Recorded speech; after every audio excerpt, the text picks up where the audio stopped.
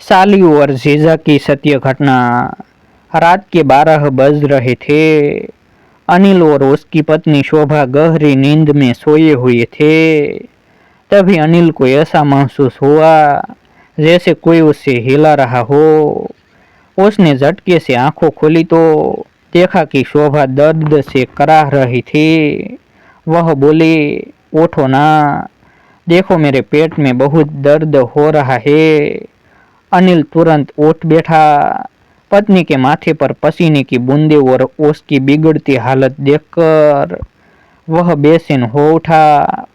उसने जल्दी से एम्बुलेंस को फोन किया और बगल के कमरे में सोई हुई अपनी माँ प्रभा देवी को जगाते हुए कहा, माँ उठो ना, शोभा की तबीयत बहुत बिगड़ रही है। प्रभा जी आंखें मसलते हुए बाहर आई और उबासी लेते हुए बोली, गर्भावस्था के समय ऐसी छोटी मोटी दिक्कतें तो होती रहती है, ज्यादा परेशान होने की जरूरत नहीं है। बहू को गैस हो गई होगी। लेकिन शोभा ने दर्द से तड़पते हुए कहा, नहीं मम्मी जी, यह कुछ अजीब सा दर्द है, मुझे बहुत घबराहट हो रही है। तभी बाहर एम्बुलेंस आ गई। अनिल ने प्रभा जी से कहा, माँ आप घर पर रहिए, मैं शोभा को लेकर अस्पताल जा रहा हूँ। अस्पताल पहुंचने पर डॉक्टरों ने तुरंत इलाज शुरू किया। जांच के बाद डॉक्टर ने बताया कि कुछ जटिलताओं के कारण शोभा का गर्भ बहुत कमजोर है। ऐसे में उसे पूरी तरह से बेड रेस्ट पर रहना होगा, नहीं तो बच्चे की जान को खतरा हो सकता है। डॉक्टर की बात सुनकर अनिल बहुत घबरा गया।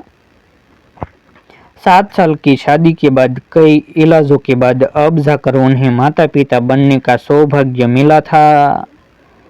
इस बच्चे को लेकर शोभा के कई सपने जुड़े हुए थे और अनिल उन सपनों को टूटने नहीं देना चाहता था। 3 दिन बाद शोभा अस्पताल से घर आ गई। अभी उसका 5वां महीना चल रहा था, इसलिए उसे विशेष देखभाल की जरूरत थी।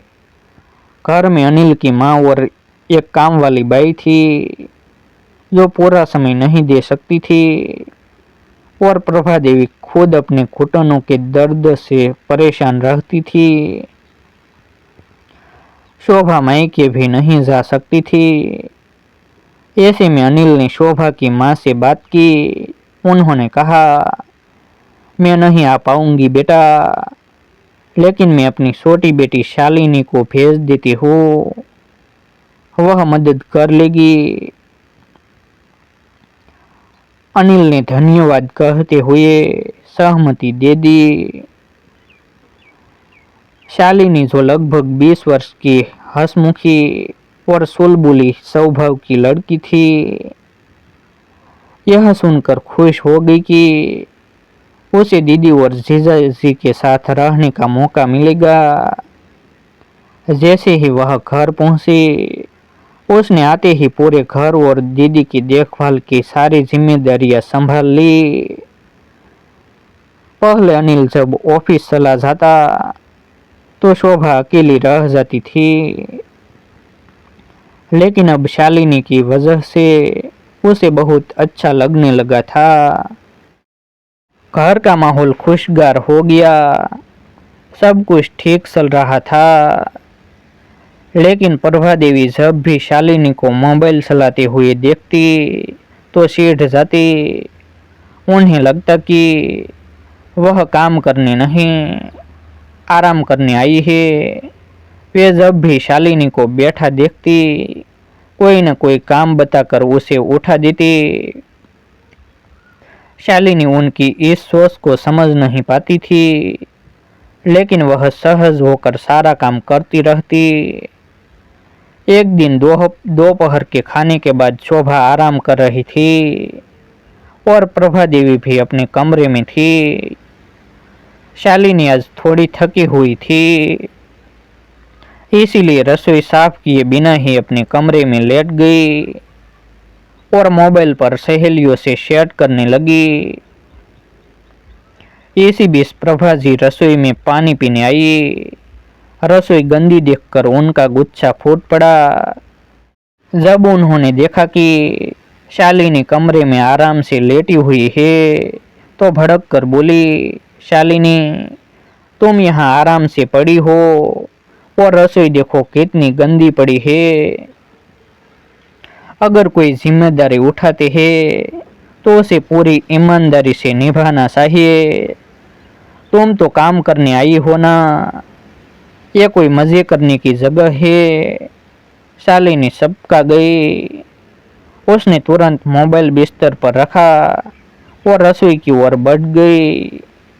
लेकिन प्रभा जी की बातें उसके दिल को बहुत चुभ गई। रसोई साफ कर वह वापस आई तो उसने देखा कि प्रभा जी बालकनी में खड़ी होकर किसी से फोन पर कह रही थी। बहू की बहन तो यहाँ आकर महारानी बन गई है, दिन भर मोबाइल में लगी रहती है, मुफ्त की रोटियां तोड़ती है और एहसान जताती है जैसे बहुत बड़ी मदद कर रही हो। नौकरानी से भी कम नहीं है ये लड़की। यह सुनकर शालिनी का मन आहत हो गया। वह रोने लगी। उसे लगा अगर दीदी प्रेग्नेंट न होती तो वह अभी इसी वक्त घर लौट जाती। शाम को अनिल ऑफिस से लौटा तो चाय नाश्ता तैयार नहीं था। वह शालिनी के पास गया और बोला, शाली साहिबा, आज तो बड़ी खामोश लग रही हो।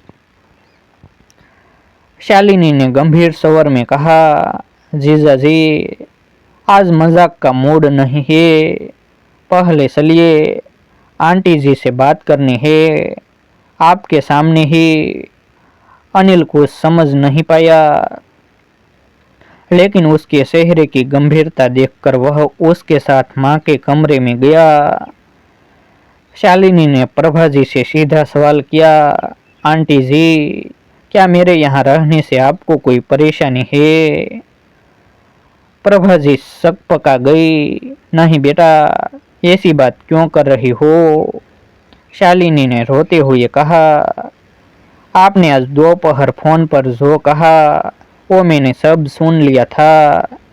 क्या मैं कोई नौकरानी हूँ? मैंने कभी कोई शिकायत नहीं की, लेकिन आप हमेशा मेरे पीछे पड़ी रहती है। मैं 2 मिनट भी बैठ जाऊँ तो आप काम थमा देती है। क्या 2 वक्त का खाना खाने के बदले में मेरी इज्जत छीन लेंगे आप लोग? अनिल शर्मिंदा हो गया।